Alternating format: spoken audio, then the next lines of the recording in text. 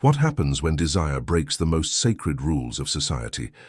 When a single night of forbidden passion unleashes consequences that echo through generations? This is the story of Lady Beatrice Montrose, whose moment of weakness would forever change the fate of an entire plantation and everyone on it.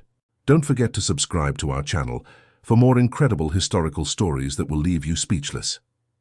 The Louisiana heat of 1854 hung heavy over Montrose Plantation like a suffocating blanket.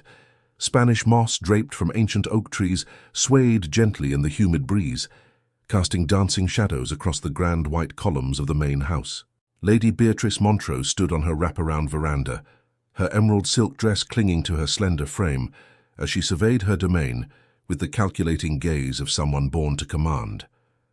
At 28, Beatrice was considered past her prime for marriage by Southern society standards, but she wore her independence like armor.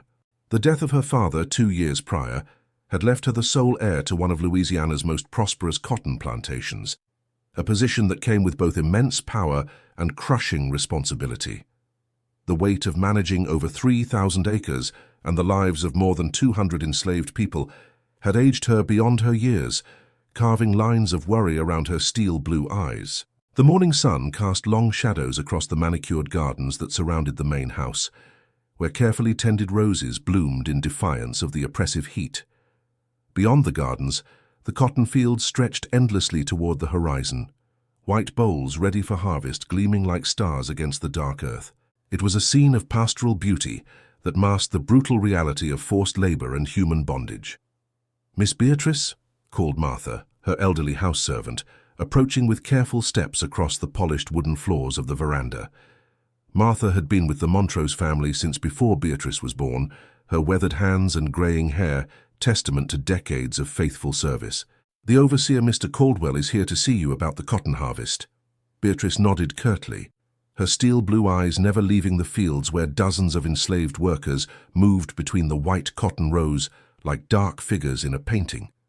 She had inherited not just land and wealth, but the lives of over 200 human beings, a fact that sat uneasily in her chest. Though she would never admit it aloud, her father had taught her that sentiment was a luxury she couldn't afford, that the plantation's success depended on maintaining strict discipline and emotional distance. James Caldwell, a weathered man in his 50s with tobacco-stained teeth and the permanent squint of someone who had spent too many years under the harsh southern sun, climbed the veranda steps with his hat in hand. His clothes bore the dust and sweat of the fields, and there was something in his manner that suggested barely contained agitation.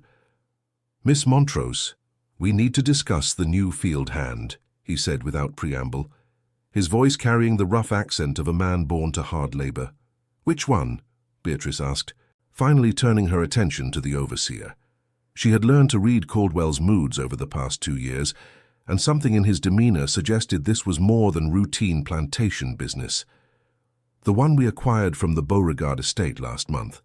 Named Samuel, he's causing some disruption among the others." Beatrice raised an eyebrow, her interest piqued despite herself. The Beauregard plantation had been one of the most prestigious in the region before financial ruin forced them to sell their assets. Any enslaved person from that estate would likely be well-trained and valuable. "What kind of disruption?" Caldwell shifted uncomfortably, his weathered hands working the brim of his hat. "Well, ma'am, he can read and write.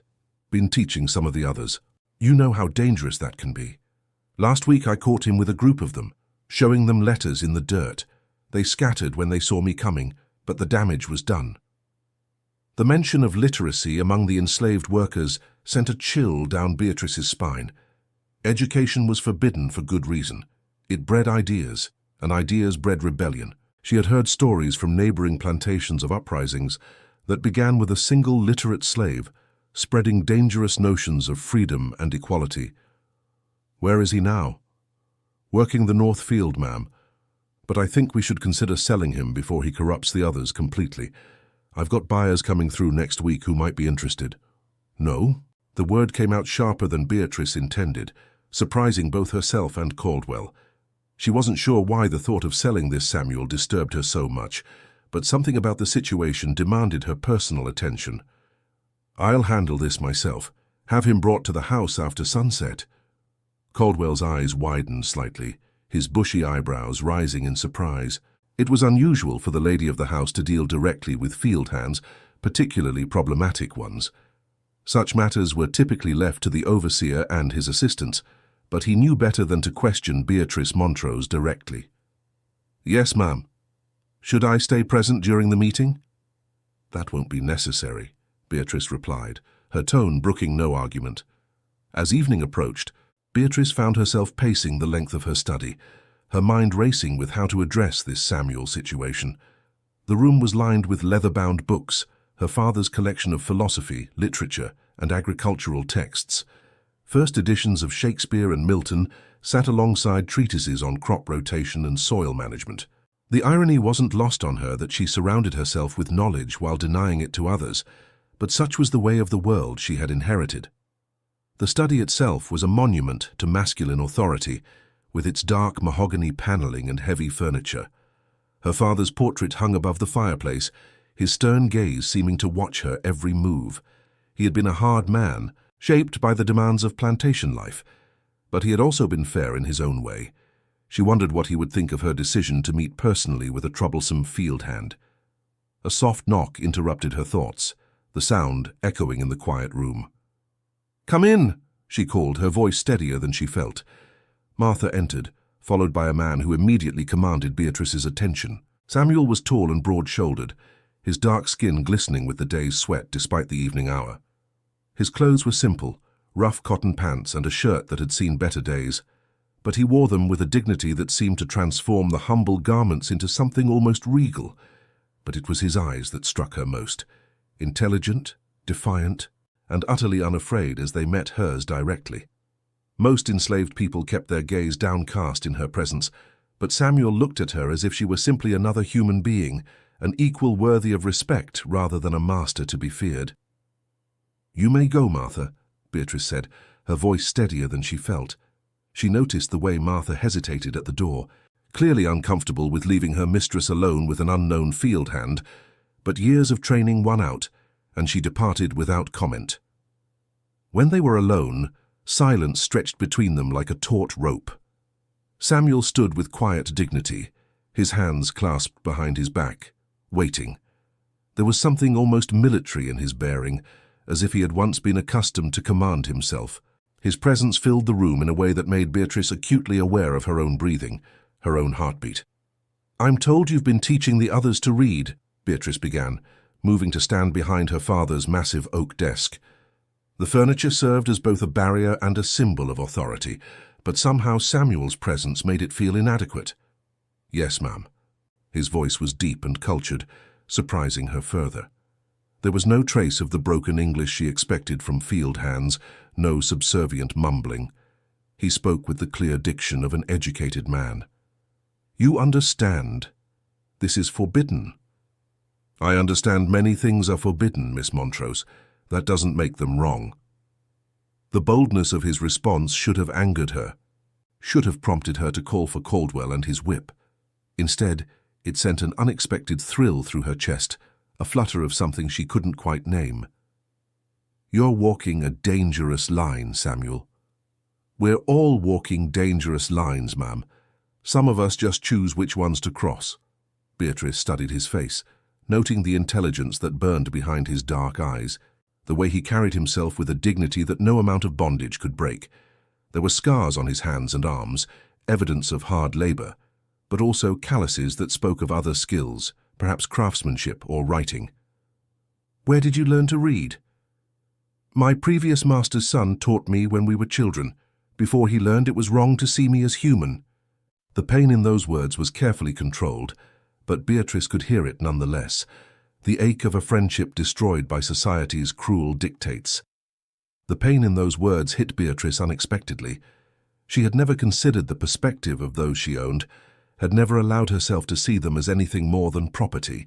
It was easier that way, more comfortable to maintain the fiction that they were somehow less than human, that their bondage was natural and right. But standing here with Samuel, that carefully constructed wall began to crack. "Why do you teach the others?" she asked, genuinely curious. "Surely you know the risks." Because knowledge is the only thing that can't be taken away once it's given. Because hope dies without it.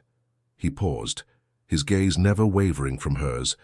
Because every person deserves to know that they are more than what others would make them. Beatrice moved around the desk, drawn by something she couldn't name. The space between them seemed charged with electricity, as if the very air were alive with possibility. "And what do you hope for, Samuel?" He was quiet for a long moment, his gaze never wavering from hers. When he spoke, his voice was soft but filled with an intensity that made her breath catch. "Freedom, Miss Montrose. For myself, for my people, for the children who deserve better than this. For a world where a man is judged by his character rather than the color of his skin." "That's treason," she whispered, but there was no threat in her voice, only a kind of wondering fear. "That's humanity." The space between them seemed to shrink, charged with an electricity that had nothing to do with the approaching storm clouds gathering outside. Beatrice found herself studying the strong line of his jaw, the way his chest rose and fell with each breath, the hands that could both pick cotton and form letters on paper. There was something magnetic about him, something that drew her in despite every lesson she had been taught about propriety and racial boundaries. "You should go," she said finally, her voice barely audible. Samuel nodded slowly, but as he turned to leave, he paused at the door. "Miss Montrose?" "Yes? Thank you for listening." Most people in your position wouldn't have bothered. After he left, Beatrice stood alone in her study, her heart racing in a way she didn't understand. She had built her life on control, on maintaining the natural order that society demanded. But Samuel had shown her something that terrified her more than any rebellion. He had shown her his humanity, and in doing so, had awakened her own. Outside, thunder rumbled in the distance, and Beatrice couldn't shake the feeling that a storm was coming that would change everything. She moved to the window, watching as lightning flickered across the darkening sky, and wondered if she would have the strength to weather what was to come. 3 weeks passed, and Beatrice found herself creating excuses to walk through the fields, always managing to catch glimpses of Samuel as he worked. She told herself it was supervision, ensuring he wasn't causing more trouble, but the truth was more complicated and far more dangerous. Each sighting of him sent an unwelcome flutter through her chest, a sensation she tried desperately to ignore. The plantation routine continued as it always had, the bell that woke the workers before dawn, the long days of back-breaking labor under the merciless sun, the evening return to the quarters. But something had shifted in the atmosphere since Samuel's arrival. Beatrice noticed it in small ways. The way other enslaved people seemed to stand a little straighter when he was near, the quiet conversations that stopped when she approached, the sense that currents of change were flowing beneath the surface of their carefully ordered world. Samuel had stopped teaching the others to read, at least openly, but Beatrice noticed something else, the way the other enslaved people looked at him with respect, how they seemed to draw strength from his presence. He had become a quiet leader, and that realization both thrilled and terrified her. Leadership among the enslaved was dangerous. It bred hope, and hope bred rebellion. During those 3 weeks, Beatrice found herself questioning everything she had been taught to believe. She began to notice things she had previously ignored, the exhaustion in the workers' faces, the way children as young as 10 labored in the fields, the scars that marked nearly every adult body. The comfortable distance she had maintained between herself and the reality of slavery began to crumble, replaced by an uncomfortable awareness of her complicity in their suffering. Her sleep became restless, filled with dreams she couldn't quite remember upon waking, but that left her feeling unsettled and guilty. She found herself standing at her bedroom window in the pre-dawn hours, watching the quarters where Samuel slept, wondering what thoughts occupied his mind in the darkness. The rational part of her brain warned that she was developing an unhealthy obsession, but she seemed powerless to stop herself. The breaking point came on a sweltering August evening, when Beatrice discovered a book missing from her father's library. It was a volume of poetry by Lord Byron, bound in rich leather with gold lettering, one of her father's prized possessions. She had noticed its absence during her evening ritual of reading, a habit that had become her escape from the growing turmoil in her mind. She knew exactly who had taken it, and the knowledge sent both anger and excitement coursing through her veins. This time she didn't summon Samuel to the house. Instead, she found herself walking toward the slave quarters as darkness fell, her heart pounding with each step. The journey felt both endless and far too short, each footfall taking her further from the safety of her privileged world and deeper into territory that could destroy her reputation and possibly her life. The slave quarters were a collection of small wooden cabins arranged in neat rows, each housing multiple families in cramped conditions. The structures were basic but sturdy, built to last and house the plantation's most valuable assets. They were dimly lit by oil lamps, and she could hear the low murmur of voices, the crying of babies, the sounds of a community trying to find comfort in impossible circumstances. The smell of cooking food drifted from some of the cabins, simple meals of cornbread and whatever vegetables the families could grow in their small garden plots. As she walked between the cabins, Beatrice became acutely aware of the stares she was receiving. Her presence here was unprecedented and alarming. Women gathered their children closer, men stepped back into the shadows, and conversations died as she passed. She was an intruder in their world, a reminder of the power that controlled their lives, and her unexpected appearance could only mean trouble. She found Samuel sitting alone outside his cabin, the stolen book open in his hands. A single oil lamp provided just enough light for reading, casting golden shadows across his face. He looked up as she approached, showing no surprise at her presence, as if he had been expecting her. "I wondered when you'd come," he said simply, closing the book but keeping his finger between the pages to mark his place. "You stole from me." The accusation sounded weak, even to her own ears, lacking the authority she had intended. "I borrowed. I intended to return it." His voice was calm, matter-of-fact, as if discussing the weather rather than a transgression that could result in severe punishment. Beatrice looked down at the book in his hands, noting the careful way he held it, as if it were something precious. "Byron? She walks in beauty, like the night," Samuel quoted softly, his voice giving the familiar words new meaning. "Of cloudless climes and starry skies, and all that's best of dark and bright meet in her aspect and her eyes." The familiar words, spoken in his deep voice under the star-filled Louisiana sky, sent shivers down Beatrice's spine. She had read those lines countless times, but hearing them from his lips transformed them into something entirely new, intimate, dangerous, charged with meaning she didn't dare examine too closely. "You shouldn't be here alone with me. If anyone saw—" She glanced around nervously, acutely aware that they were visible to anyone who might be watching from the other cabins. They'd see a master and her property, nothing more. There was a bitter edge to his voice that made her flinch. "Is that what you think you are, my property?" Samuel closed the book completely and stood, his tall frame towering over her. In the lamplight she could see the intelligence burning in his dark eyes, the strength in his shoulders, the dignity that no amount of bondage could diminish. "What do you think I am, Miss Montrose?" The question hung between them like a challenge.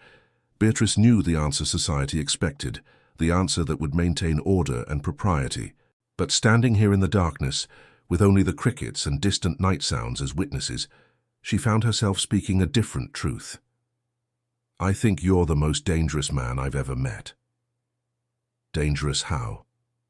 He stepped closer, and she could smell the honest sweat of his labor, could see the way the lamplight played across the strong planes of his face. "Because you make me question everything I've been taught to believe." The admission came out as barely a whisper, but in the quiet of the night, it seemed to echo like a shout. Samuel stepped closer still, close enough that she could feel the warmth radiating from his body. "And what have you been taught to believe? That there's a natural order, that some people are born to rule and others to serve, that mixing the races is an abomination." Her voice grew quieter with each word, as if speaking them aloud might somehow make them less true. "And what do you believe now?" Beatrice looked up into his eyes, seeing not a slave but a man, intelligent, strong, beautiful in a way that had nothing to do with society's definitions. The realization terrified her, but she couldn't deny it any longer. "I believe I'm in terrible trouble."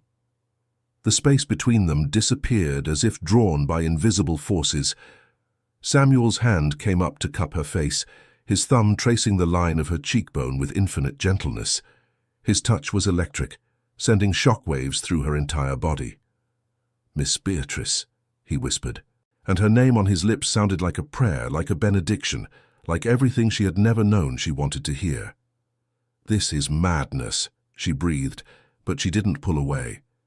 Instead, she found herself leaning into his touch, craving more of the connection that seemed to flow between them.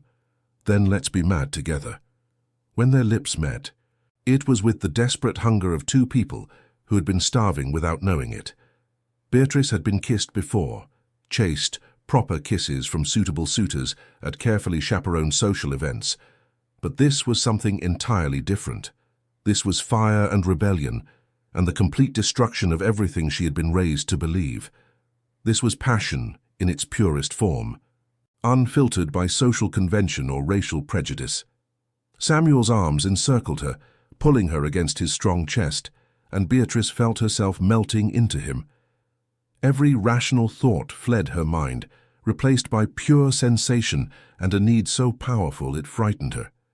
She could feel the strength in his arms, the steady beat of his heart against her chest, the way his breath mingled with hers in the warm night air.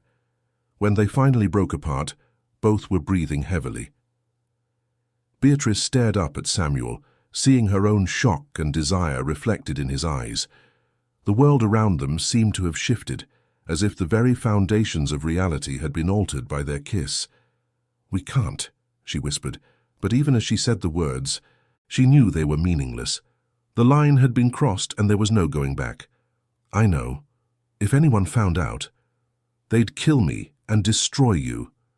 His voice was matter-of-fact, acknowledging the brutal reality of their situation without flinching from it. "Then why?" Samuel's hand still cupped her face, his thumb now tracing her lips with reverent gentleness. "Because some things are worth the risk. Because I've been watching you, Miss Beatrice, and I see the woman you really are beneath all that society has forced you to become." "And what woman is that?" She was almost afraid to hear the answer. "One who questions, one who feels, one who's brave enough to see people as human beings instead of property, one who has the strength to choose love over convention." Tears she didn't expect began to fall down Beatrice's cheeks, hot and sudden in the cool night air. "I don't know how to be that woman. You already are." His voice was filled with such certainty, such faith in her, that it took her breath away. They stood there in the darkness, holding each other as if they could stop time itself, as if they could exist forever in this moment before reality intruded. But reality was a harsh mistress, and eventually Beatrice pulled away, though every fiber of her being protested the separation. "I have to go." The words tasted like ashes in her mouth. Samuel nodded, understanding the impossible position they were both in. "Will I see you again?" Beatrice knew she should say no, should end this madness before it went any further. But as she looked at this man who had awakened something in her she didn't even know existed, she found herself nodding. Tomorrow night. The old oak by the river. As she walked back to the main house, Beatrice felt as if she were walking toward her own destruction.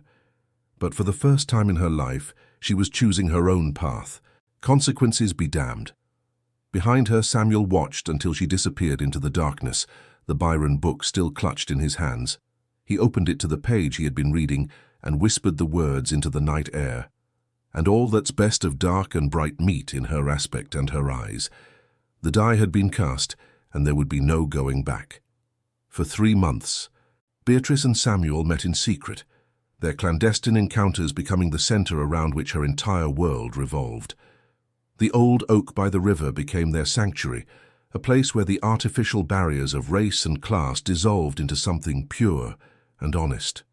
The massive tree, centuries old and scarred by lightning, stood like a silent sentinel over their forbidden love, its gnarled branches providing shelter from prying eyes, and its ancient roots seeming to anchor them to something eternal and unchanging. Their relationship deepened beyond the physical, though the passion between them burned with an intensity that left Beatrice breathless and trembling after each encounter. Samuel brought her books he had somehow acquired, volumes of poetry, philosophy, and literature that he had traded for or borrowed from sources he never revealed. They would read together by moonlight, their voices mingling in the darkness as they shared passages that spoke to their souls. Samuel challenged her intellectually in ways no man ever had. He spoke of philosophy with the ease of a university professor, discussed literature with insights that revealed depths of understanding she had never encountered, even among the educated gentlemen of her social circle. He told her of Toussaint Louverture and the Haitian Revolution, of Frederick Douglass and his powerful writings, of a world beyond the plantation where people were judged by their character rather than their skin color. In turn, Beatrice revealed the loneliness of her privileged life, the weight of expectations that had shaped every moment of her existence, the emptiness that had consumed her before he arrived.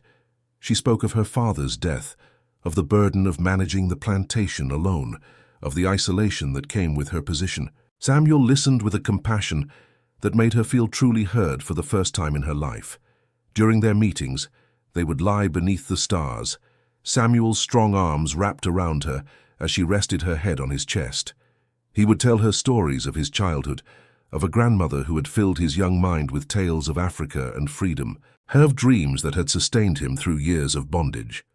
Beatrice found herself seeing her plantation, her life, through entirely different eyes, understanding for the first time the human cost of her comfort and privilege. But secrets have a way of revealing themselves, and the first sign of trouble came from an unexpected source. The change began subtly, whispered conversations that stopped when she approached, meaningful glances exchanged between the house servants, an atmosphere of barely contained excitement that seemed to permeate the quarters.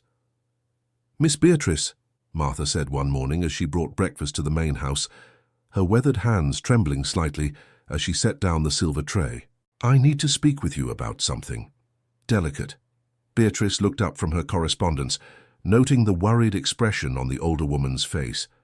Martha had been with the Montrose family for over 30 years, had helped raise Beatrice after her mother's death in childbirth, and had never shown such obvious distress. If anyone could be trusted with sensitive information, it was Martha, but her current demeanor suggested news that would be difficult to hear. "What is it?" Beatrice asked, setting down her pen and giving Martha her full attention. Martha glanced around nervously, as if the very walls might have ears, before speaking in a low voice that barely carried across the breakfast room. "It's about the women in the quarters, miss. Several of them have come to me with concerns." "What kind of concerns?" Beatrice felt a cold dread beginning to settle in her stomach, though she couldn't yet identify its source. "They're with child, Miss Beatrice, nearly all the young women, and they're all saying the same thing about who the father might be." Martha's voice dropped even lower, forcing Beatrice to lean forward to hear her words. The words hit Beatrice like a physical blow, sending shockwaves through her entire body. She gripped the edge of the table, her knuckles turning white as the implications of Martha's words sank in. "What are they saying?" "They're saying it's Samuel, miss, that he's been visiting them at night. All of them claim he came to them in the darkness, that he was gentle but insistent, that he told them they were carrying special children." Beatrice's mind raced, trying to process this information.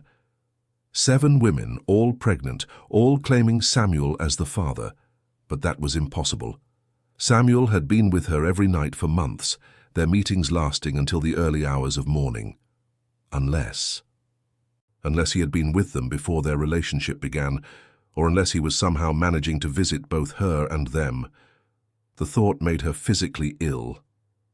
"Martha," she said carefully, struggling to keep her voice steady, "when did these visits supposedly take place?"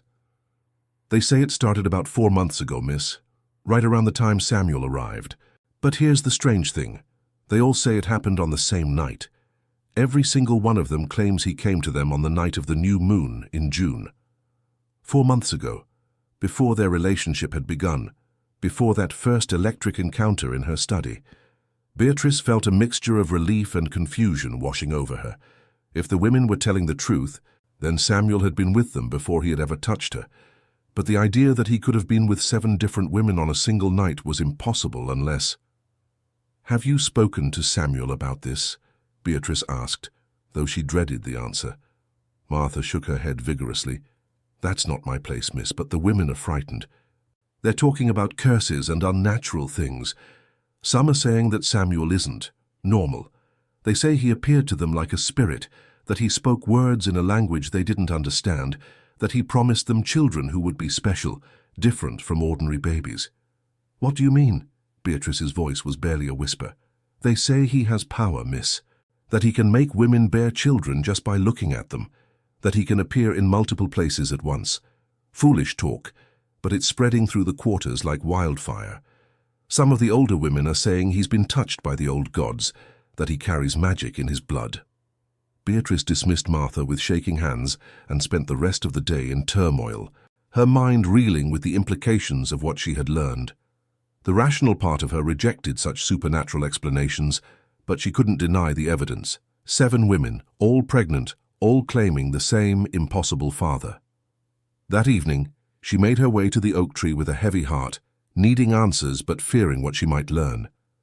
Samuel was already waiting for her, and the moment she saw his face, she knew he understood why she had come. There was a sadness in his eyes, a resignation that spoke of secrets about to be revealed. "You've heard," he said simply, his voice carrying none of its usual warmth.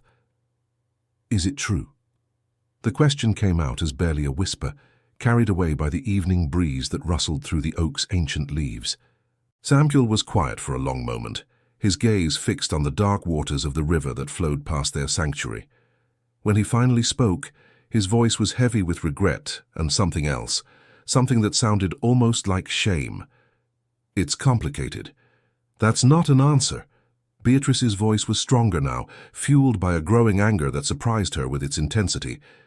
He turned to face her, and in the moonlight, she could see the pain etched in every line of his face. "When I first arrived here, I was angry. Angrier than I had ever been in my life. I had been torn away from everything I knew, sold like an animal, treated like property. The Beauregard plantation had been my home for 15 years, and the people there were my family. To be ripped away from them, to be sold to strangers. It filled me with a rage that threatened to consume me." Beatrice felt her heart sinking as she began to understand where this confession was leading. "So you forced yourself on those women?" "No!" The word came out sharp and fierce, filled with such vehemence that it made her step back. "I would never force myself on anyone. But I seduced them. I made them want me. I told them I could give them something precious. Children who would be strong, who would be special, who would carry the seeds of freedom in their blood." "Why?" The question was torn from her throat, raw with pain and betrayal. Samuel ran his hands through his hair, a gesture of frustration and self-recrimination that she had come to know well. "Because I wanted to leave a mark on this place.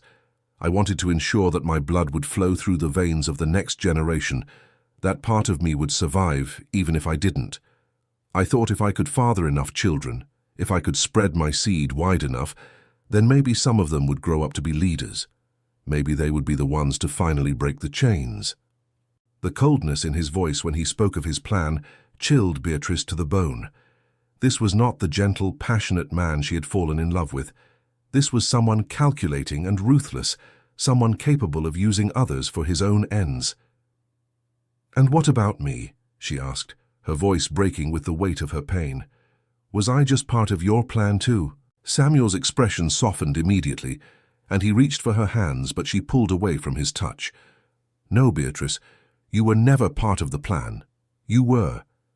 You were something I never expected, something that changed everything." "How can I believe that?" Tears were streaming down her face now, hot and bitter in the cool night air. "Because everything changed when I met you. Because you made me see that revenge isn't the answer. Because you made me want to be better than my anger, better than my pain. Because you showed me what love really means."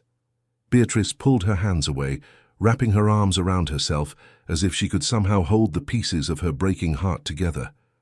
"But the damage is already done. 7 women, Samuel. 7 babies who will grow up as slaves because of your need for revenge." "I know." His voice was heavy with regret, thick with unshed tears. "I know, and I hate myself for it. But I can't undo what I've done. I can only try to make it right somehow." They stood in silence, the weight of his confession hanging between them like a wall. Beatrice felt as if the ground beneath her feet was shifting, as if everything she thought she knew about Samuel, about their relationship, was crumbling into dust. "There's something else," Samuel said quietly, his voice barely audible above the sound of the river flowing past them. "Something the women don't know, something I haven't told anyone." "What?" Beatrice wasn't sure she could handle any more revelations, but she needed to know the full truth. Samuel hesitated, as if struggling with how much to reveal. "The children. They're going to be different, special in ways that go beyond normal human abilities." Beatrice frowned, confusion replacing some of her anger. "Different how?" "My grandmother was from Haiti. She was a powerful woman, a priestess who helped lead the revolution that freed the slaves there. She taught me things before she died, old knowledge, old ways. The children I've fathered. They'll carry that knowledge in their blood. They'll have abilities that others don't." "What are you talking about?" But even as she asked the question, Beatrice felt a chill of recognition. Remembering the strange stories Martha had told her about Samuel's supernatural abilities. They'll be stronger, smarter, more resilient than ordinary children. They'll have the ability to inspire others, to see through deception, to survive against impossible odds. Some will be able to heal with their touch, others will have visions of the future. They'll be natural leaders, born to guide their people to freedom. The rational part of Beatrice's mind rejected what he was saying as impossible, but a deeper part of her, the part that had felt the inexplicable pull towards Samuel from the moment they met, recognized the truth in his words. She thought of the way he had seemed to appear in her study that first night, of the strange electricity she felt whenever he touched her, of the dreams that had begun to plague her sleep. "And what about us?" she asked, her voice barely a whisper. "What about our child?" Samuel's eyes widened in shock, his face going pale in the moonlight. "Our child?" Beatrice placed a hand on her still flat stomach, feeling the subtle changes that had begun to occur in her body over the past few weeks. "I'm pregnant, Samuel. I've known for 2 weeks, but I was afraid to tell you. Afraid of what it would mean." The revelation hit Samuel like a physical blow. He staggered backward, his face a mixture of joy and terror, love and fear. For a moment he seemed unable to speak, overwhelmed by the magnitude of what she had told him. "Beatrice," he finally managed, his voice thick with emotion. "Is our child going to be different too?" she asked, though she already knew the answer. Samuel nodded slowly, his eyes never leaving her face. "More than the others. Because you're not just any woman, Beatrice. You're strong, intelligent, willful. You have power of your own, even if you don't recognize it. Our child will inherit the best of both our bloodlines, your strength and intelligence, my grandmother's gifts. They'll be more powerful than any of the others." Beatrice felt the world spinning around her, the implications of his words hitting her like successive waves. She was pregnant with the child of a man who had deliberately impregnated 7 enslaved women as part of some mystical plan for revenge. A child who would supposedly possess supernatural abilities, a child whose very existence would destroy her reputation and possibly her life. "I need time to think," she said, backing away from him, her mind reeling with everything she had learned. "Beatrice, please?" Samuel reached for her, desperation clear in his voice. "No, I need time." She turned and fled into the darkness, leaving Samuel alone by the river with the weight of his confessions and the knowledge that he might have lost the only woman he had ever truly loved. As Beatrice ran back to the main house, her skirts tangling around her legs and her breath coming in ragged gasps, she could hear the wind picking up in the trees, carrying with it what sounded almost like whispers, names being called out in voices she didn't recognize. She told herself it was just her imagination, just the product of her overwrought emotional state, but deep in her heart, she knew that something had been set in motion that could never be stopped. The children were coming, and with them, a reckoning that would change the Montrose plantation forever. Winter came early to Louisiana that year, bringing with it an unseasonable chill that seemed to seep into the very bones of Montrose plantation. The Spanish moss that draped from the ancient oaks turned silver with frost, and the usually verdant fields lay dormant under a blanket of morning mist that refused to lift even as the sun climbed higher in the sky. By December, all 7 of the enslaved women were showing, their pregnancies advancing at what seemed like an unnaturally rapid pace, their bellies swollen with children who seemed eager to enter the world. The whispers that had started as mere gossip had grown into something darker, talk of curses and unnatural births that made even the most rational people uneasy. Neighboring plantation owners spoke in hushed tones about the strange happenings at Montrose, and more than one had suggested that Beatrice should consider selling the problematic slaves before whatever curse had befallen them spread to other properties. Beatrice had withdrawn from plantation life almost entirely, claiming illness to avoid the questioning looks of neighbors and the barely concealed panic of her overseer. She spent her days in her father's study, surrounded by books she couldn't concentrate on reading, her mind constantly returning to Samuel's revelations and the impossible situation she found herself in.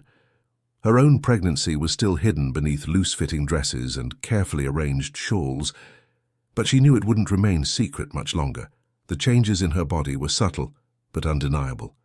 A fullness in her breasts, a sensitivity to smells that had never bothered her before, and most disturbing of all, dreams that seemed more like visions. She would wake in the middle of the night with images burned into her mind, children with eyes that glowed like stars, voices speaking in languages she didn't understand, and always, the sense that something momentous was approaching. She hadn't spoken to Samuel since that night by the river, though she was acutely aware of his presence on the plantation. Sometimes she would catch glimpses of him from her bedroom window, working in the fields with the same quiet dignity he had always possessed. But now she saw him differently, not just as the man she loved, but as someone whose actions had set in motion events that none of them could control. The knowledge of what he had done, of what their child would be, sat in her chest like a stone, heavy and cold and impossible to ignore. The household staff had begun to treat her with a deference that bordered on fear. Martha brought her meals with trembling hands, and the other servants seemed to avoid her gaze entirely. She knew they could sense the change in her, could feel the power that was growing within her womb, and their fear only added to her own growing sense of isolation. The first birth came on a night when the wind howled through the Spanish moss, like the voices of the dead, carrying with it the scent of rain and something else, something that made the horses in the stable restless and the dogs whine with unease. Beatrice was awakened by Martha's urgent knocking on her bedroom door, the sound cutting through her dreams like a knife. "Miss Beatrice, you need to come quickly. It's Celia. She's having her baby, but something's wrong." Martha's voice was tight with fear, and her usually steady hands shook as she helped Beatrice into a robe. Beatrice threw on a heavy cloak and followed Martha through the darkness to the slave quarters, her heart pounding with each step. The scene that greeted her was unlike anything she had ever witnessed. Celia, a young woman barely 20 years old with skin the color of rich coffee, was in the throes of labor, but her screams were not just of pain, they were of terror, raw and primal and filled with a fear that seemed to infect everyone in the small cabin. "She keeps saying she can hear voices," whispered Ruth, the plantation's midwife, an elderly woman whose weathered hands had delivered dozens of babies over the years. Voices telling her the baby's name before it's even born, and the labor. "It's not natural, Miss Beatrice. It's too fast, too intense." The cabin was crowded with women from the quarters, their faces illuminated by the flickering light of oil lamps and candles. The air was thick with the smell of sweat and fear, and something else, something that made Beatrice's skin prickle with awareness. As if summoned by their conversation, Celia's eyes snapped open, fixing on Beatrice with an intensity that was almost supernatural. "Miss Beatrice," she gasped between contractions, her voice carrying an authority that seemed impossible for someone in her position. "The baby. He's telling me his name. He says his name is Gabriel and he's going to be a messenger. He's going to carry word of freedom to all the children of bondage." Before Beatrice could respond, Celia let out one final scream that seemed to shake the very foundations of the cabin, and the baby was born. But as Ruth lifted the child, everyone in the room gasped in unison. The baby's eyes were open, not the unfocused gaze of a newborn, but alert and aware, as if he were already seeing and understanding the world around him. More disturbing still, his eyes seemed to glow with an inner light, a soft golden radiance that pulsed in rhythm with his heartbeat. "Lord have mercy," Ruth whispered, crossing herself with a trembling hand. "I've delivered hundreds of babies, but I've never seen anything like this." The baby, Gabriel, turned his head toward Beatrice and seemed to look directly at her with those impossible glowing eyes. For a moment that felt like eternity, their gazes met, and Beatrice could have sworn she heard a voice in her mind clear as day and filled with ancient wisdom. "Mother of the Chosen One, the time of awakening has begun." The voice was followed by a rush of images, children standing in fields of cotton, their hands glowing with power as they broke the chains that bound them. A great uprising that would sweep across the South like wildfire, and at the center of it all, a child with her own blue eyes and Samuel's strength, leading them all toward freedom. Over the next 2 weeks, the other 6 women gave birth in rapid succession, each delivery accompanied by phenomena that defied rational explanation. Sarah's labor was attended by a flock of ravens that gathered outside her cabin, their cries seeming to herald the arrival of her daughter, Hope, whose touch could heal wounds with a gentle caress. Mary's son, Justice, was born during a thunderstorm that seemed to respond to his cries, lightning flashing in perfect synchronization with his breathing. Each of the children was healthy and beautiful, but there was something about them that made even their own mothers uneasy. They rarely cried, instead watching the world around them with those unnaturally aware eyes. They seemed to communicate with each other without words, turning their heads in unison when one of their siblings was distressed, reaching out with tiny hands as if they could sense each other's presence across the quarters. Samuel had tried to approach Beatrice several times during this period, but she had refused to see him. She was struggling with her own pregnancy, which seemed to be progressing much faster than normal, and with the growing realization that she was carrying a child who might be more than human. The dreams had intensified, filled with visions of a future she couldn't quite understand, but that filled her with both hope and terror. The breaking point came when James Caldwell confronted her in her study one evening, his face pale with fear and suspicion. He had been drinking. She could smell the whiskey on his breath, and his usual deference had been replaced by a desperate boldness that made her immediately wary. "Miss Montrose, we need to talk about what's happening on this plantation." His voice was slurred but determined, and there was something in his eyes that reminded her of a cornered animal. Beatrice looked up from the book she had been pretending to read, her hand instinctively moving to her swollen belly. "I'm not sure what you mean, Mr. Caldwell." 7 babies born in 2 weeks, all to women who claim the same father. Babies who don't cry like normal infants, who seem to watch everything with those knowing eyes. And now there are rumors. He paused, swaying slightly on his feet. "What rumors?" Beatrice's voice was steady, but her heart was racing. Caldwell leaned forward, his whiskey-soaked breath making her recoil. "People are saying you've been seen with Samuel, that you've been meeting him in secret, that you're carrying his bastard child." The words hung in the air like a physical presence, and Beatrice felt the blood drain from her face. She had been so careful, so discreet, but apparently not careful enough. "People say many things, Mr. Caldwell. That doesn't make them true." "Miss Montrose, I've been managing plantations for 20 years. I know when something unnatural is happening. These children, they're not normal. And if what people are saying about you and Samuel is true..." He straightened up, trying to project an authority he didn't possess. "Well, I can't be party to such abomination." "You're dismissed, Mr. Caldwell." Beatrice's voice was ice cold, carrying all the authority of her position and bloodline. "Ma'am?" Caldwell blinked in confusion, as if he hadn't expected such a direct response. "You're dismissed. Pack your things and leave my property immediately." She stood up, her pregnancy now clearly visible, and fixed him with a stare that made him step backward. Caldwell's face flushed red with anger and humiliation. "You can't dismiss me for speaking the truth. I can dismiss you for insubordination and spreading malicious gossip. You have 1 hour." Her voice brooked no argument, and despite his drunken bravado, Caldwell recognized the steel beneath her words. After Caldwell left, slamming the door behind him with enough force to rattle the windows, Beatrice sat alone in her study, her hands trembling as she placed them on her swollen belly. She was nearly 7 months pregnant now, though she had been carrying the child for only 4 months. The rapid progression of her pregnancy was becoming impossible to hide, and she knew it was only a matter of time before the truth became public knowledge. That night she finally agreed to meet Samuel again. They met not at their usual spot by the river, but in the old barn where they could speak without fear of being overheard.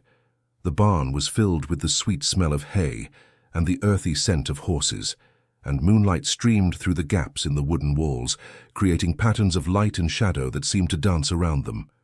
Samuel looked haggard, as if he hadn't slept in weeks. The moment he saw her, his eyes went to her obviously pregnant form, and she saw a mixture of joy and terror cross his features. "Beatrice," he breathed, reaching out to touch her belly with reverent hands. "You're so beautiful." She didn't pull away this time, too exhausted by the weight of secrets and fear to maintain her anger. "It's happening faster than it should," she said quietly, placing her hands over his. "Just like the others. I know, it's because of what they are, what our child is." His voice was filled with wonder and fear in equal measure. "And what is our child, Samuel? What have you done to me?"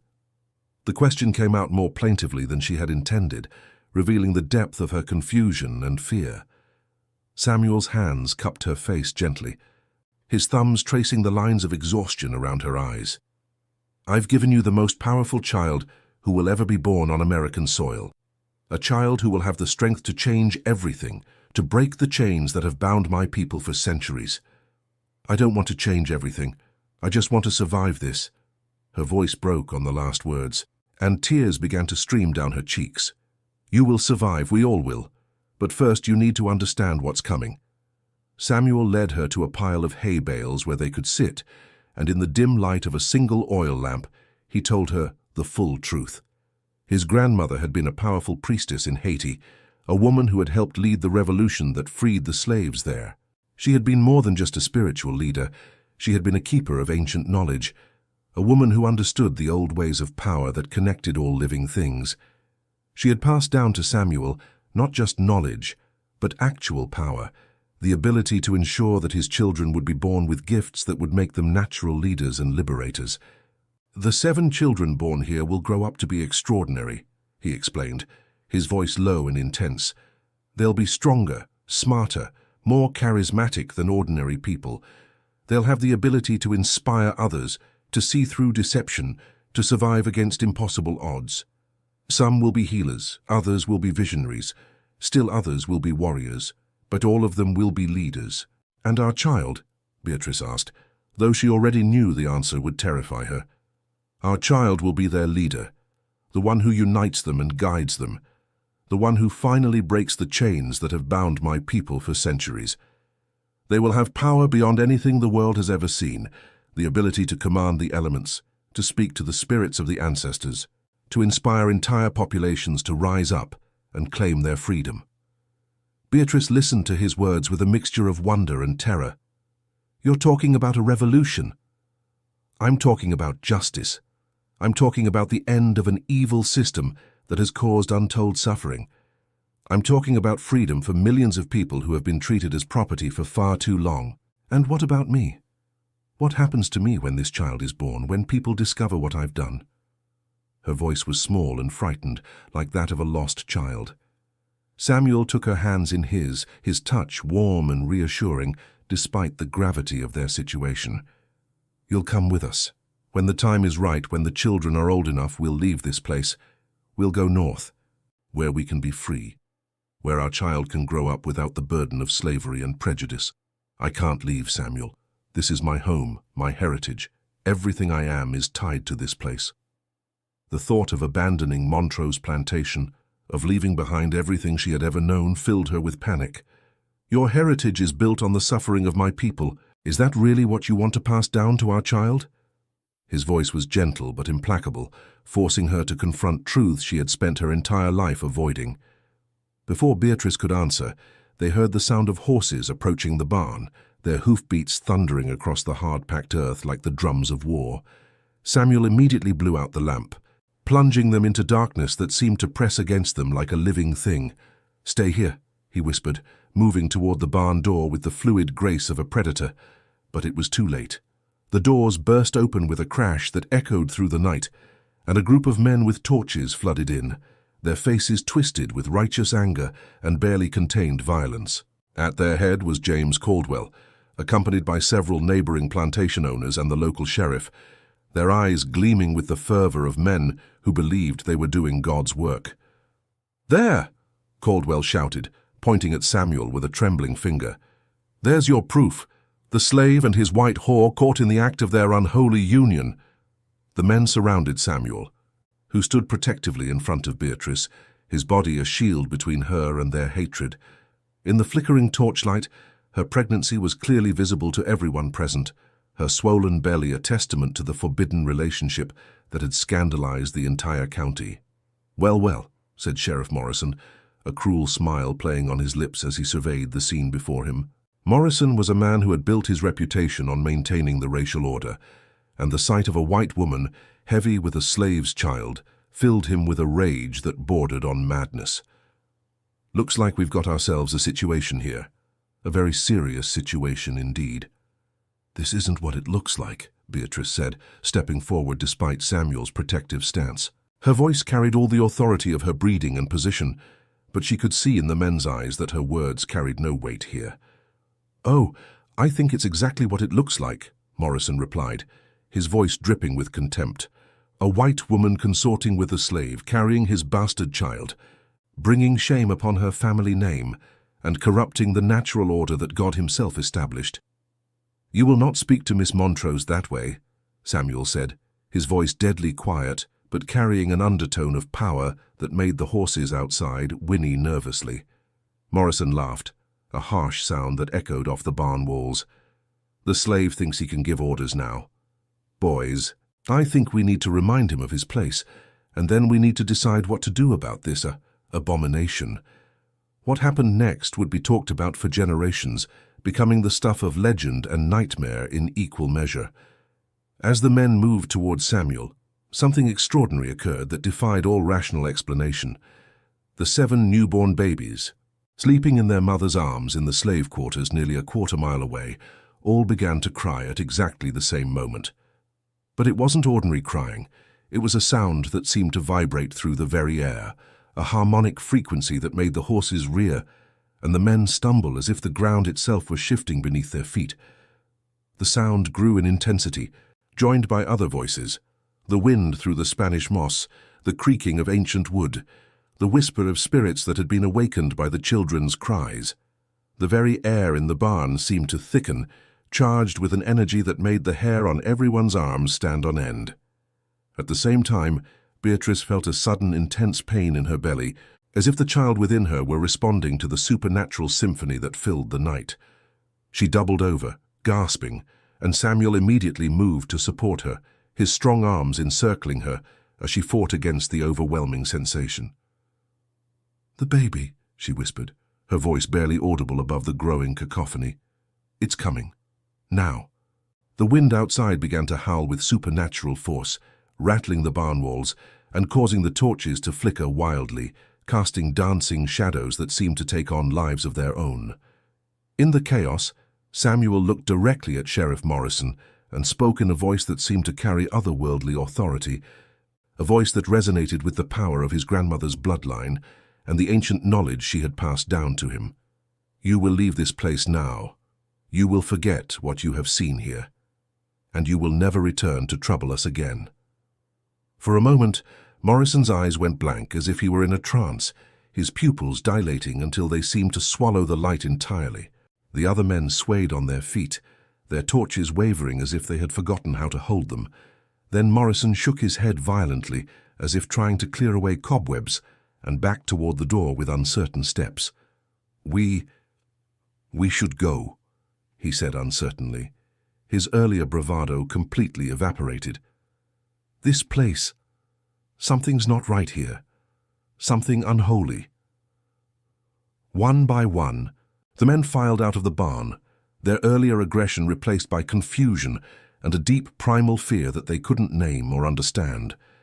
Their torches guttered and died as they retreated, leaving only the pale moonlight to illuminate the scene. Only Caldwell remained, his face twisted with rage and a hatred so pure it seemed to burn in the darkness. "This isn't over," he snarled, spittle flying from his lips. "The whole county will know what you are. I'll make sure of it. You think you can use your devil magic on me, but I know what I've seen. I know what you both are." But as he turned to leave, Samuel spoke again, and this time his voice carried a power that made the very air shimmer with heat, a power that seemed to draw strength from the earth itself and the spirits of all those who had suffered and died in bondage. "James Caldwell, you will leave Louisiana tonight.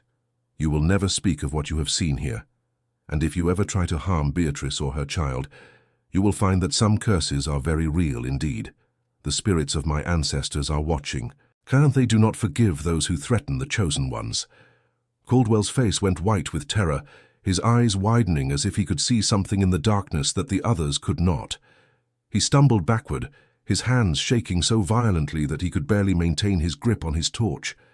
Without another word, he fled into the night, his footsteps echoing across the plantation grounds until they faded into silence. As the sound of horses faded into the distance, Beatrice collapsed into Samuel's arms, her labor beginning in earnest.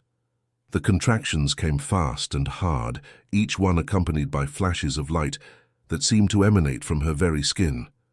With Martha's help, who had arrived during the commotion drawn by some instinct she couldn't name, Samuel delivered their child in that old barn, surrounded by the whispers of the wind and the distant cries of the 7 other children who would be his siblings in destiny. The baby was born just as dawn broke over Montrose Plantation, a girl with her mother's blue eyes and her father's strength, who looked up at her parents with an awareness that was both beautiful and terrifying. As she drew her first breath, the wind died to a whisper, and the supernatural energy that had filled the night seemed to settle into the child herself, making her skin glow with a soft golden light. "What will we call her?" Beatrice whispered, exhausted, but filled with an overwhelming love for this impossible child who'd already changed the world simply by being born. Samuel smiled, tears streaming down his face as he looked at his daughter, this perfect fusion of 2 bloodlines, 2 worlds, 2 destinies. "Hope," he said, his voice thick with emotion. "Her name is Hope, because she represents the hope of all our people, the promise of a better future." As the sun rose on a new day, casting golden light through the barn's weathered walls, Beatrice understood that her old life was over. The woman who had once believed in the natural order of things, who had accepted the world as it was, no longer existed. In her place was someone new, a mother, a rebel, a woman who would help raise 8 extraordinary children, who would one day change the world. The price of desire had indeed been descendancy, but as Beatrice held her daughter and looked into Samuel's eyes, she realized it was a price she was willing to pay. The Montrose lineage would continue, but it would be transformed into something the world had never seen before, a bloodline that carried within it the power to break chains, to heal wounds, and to lead the oppressed to freedom.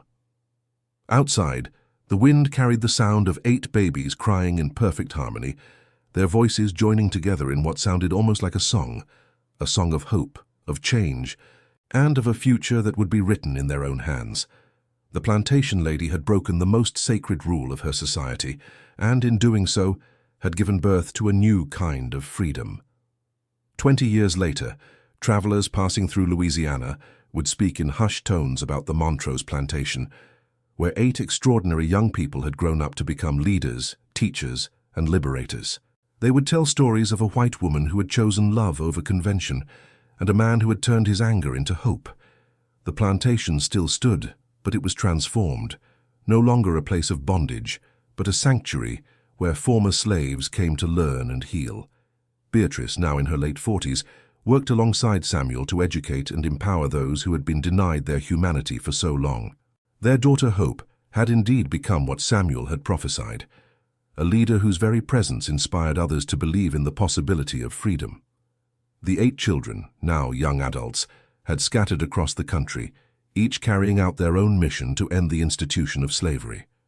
Gabriel had become a powerful orator whose speeches could move entire crowds to action. Justice had developed healing abilities that made him legendary among the Underground Railroad. Each of the children had found their own way to fulfill the destiny that had been written in their blood. But those are stories for another day, tales of revolution and redemption that would reshape a nation and fulfill the promise born in a Louisiana barn on a night when the impossible became reality. If this story moved you, don't forget to subscribe to our channel and hit the notification bell. Share your thoughts in the comments below. What would you have done in Beatrice's position? Like this video if you want to see more incredible historical stories that challenge everything we think we know about the past. Thank you for joining us on this journey through one of history's most forbidden love stories. Until next time, keep questioning, keep learning, and remember, sometimes the greatest revolutions begin with a single act of courage.